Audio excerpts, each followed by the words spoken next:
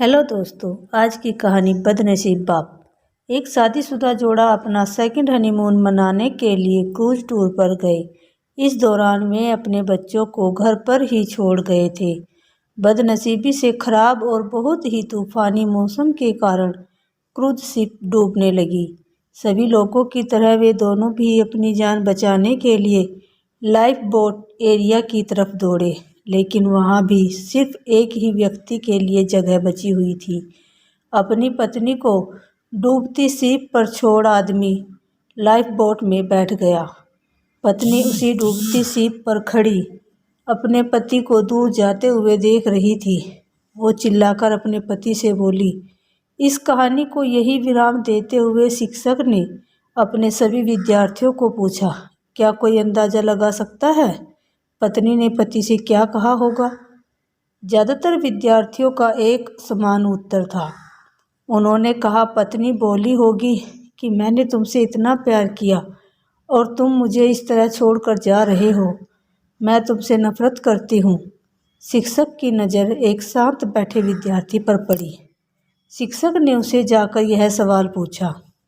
विद्यार्थी बोला, मुझे लगता है वह बोली होगी, हमारे बच्चों का ध्यान रखना। शिक्षक को आश्चर्य हुआ। उन्होंने विद्यार्थी से पूछा, क्या तुमने यह कहानी पहले भी सुनी है? विद्यार्थी ने सर हिलाया और बोला, नहीं, लेकिन बीमारी की वजह से दम तोड़ते हुए मेरी माँ ने यही शब्द आखिर में मेरे पिता से कहे थे। शिक्षक ने उस विद्यार्थी को सही जवाब देने के लिए शाबाशी दी। कहानी को आगे बढ़ाते हुए शिक्षक ने कहा, क्रूज शिप डूब गई और साथ में पत्नी भी। पति घर वापस लौट आया और उसने अकेले ही अपने बच्चों को पाल पोस कर बड़ा किया। कई सालों बाद उस पति की भी मौत हो गई।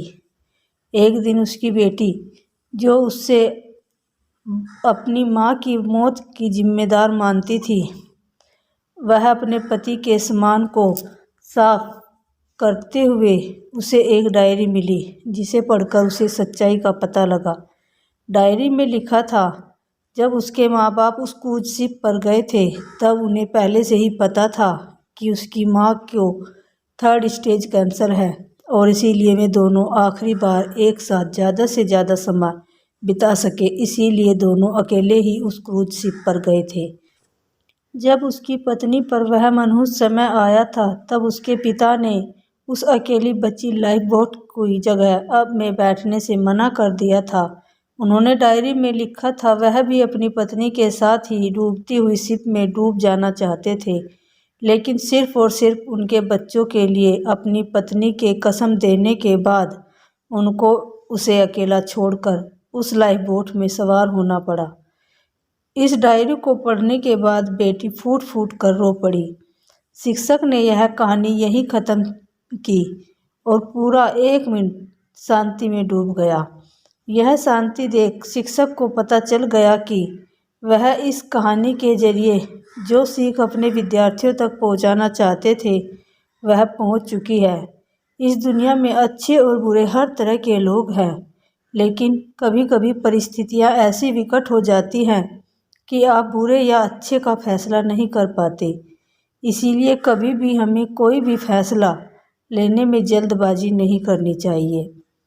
सिर्फ बाहरी चीज़ों को जान लेने से किया गया फैसला कभी भी सही नहीं हो सकता।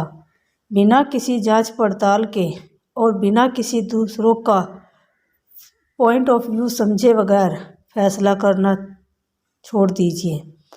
वह जो होटल में आपके खाने का बिल भरते हैं इसलिए नहीं क्योंकि उन्हें अपने पैसों का घमंड है, बल्कि इसलिए कि वे आपको पैसों से ज़्यादा अहमियत देते हैं।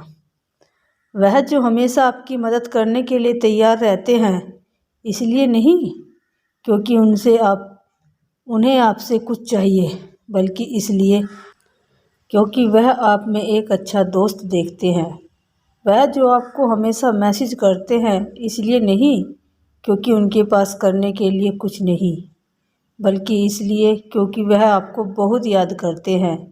और वह जो हर झगड़े के बाद पहले माफ़ी मांगते हैं इसलिए नहीं कि वह गलत होते हैं, बल्कि इसलिए क्योंकि उन्हें अपनी बातों, अपने गुस्से, अपने ईगो से ज़्यादा आपकी परवाह है।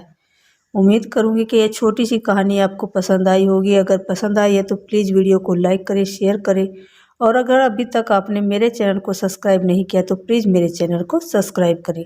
और वीडियो को पूरा देखने के लिए धन्यवाद।